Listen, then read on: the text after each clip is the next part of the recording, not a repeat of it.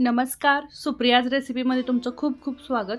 तर अक्षय तृतीया स्पेशल आज आपण आंब्याचा शिरा एकदम मस्त आणि एकदम टेस्टी असा आंब्याचा शिरा कसा बनवायचा तोही पटकन।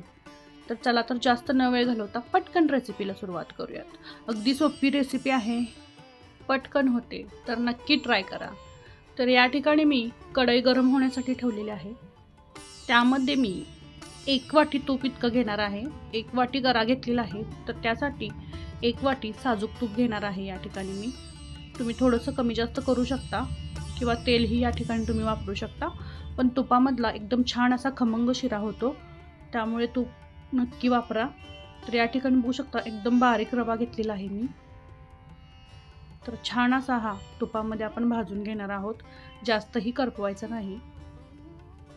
मंद गॅसवरतीच याला भाजून घ्यायचं।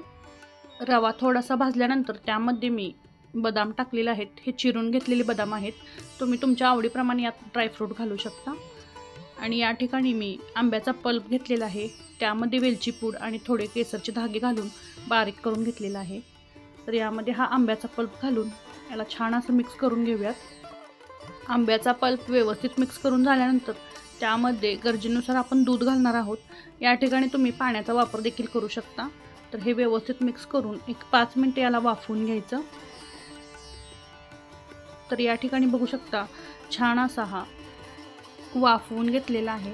तर यामध्ये गरजेनुसार साखर घालणार आहोत। यामध्ये आंब्याचा पल्प घातलेला आहे, त्या हिशोबानेच यामध्ये साखर घालायची। जर तुम्हाला जास्त गोड हवे असेल तर अजून थोडी साखर घातली तरी देखील चालणार आहे।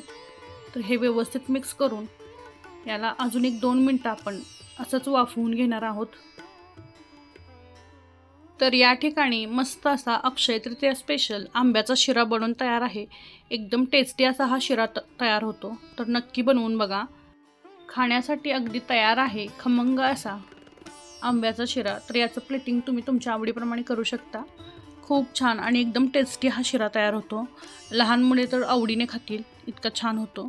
तर आजची ही सोपी आणि एकदम टेस्टी रेसिपी आणि पटकन होणारी रेसिपी तुम्हाला कशी वाटली?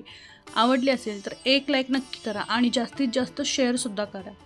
जर माझ्या रेसिपी तुम्हाला आवडत असेल तर पटकन सबस्क्राईब देखील करा। आणि असेच हेल्दी खा, हेल्दी रहा। भेटूयात अशाच नवीन आणि सोप्या रेसिपीसोबत। तोपर्यंत बाय बाय आणि सर्वांना अक्षय तृतीयेच्या खूप खूप शुभेच्छा।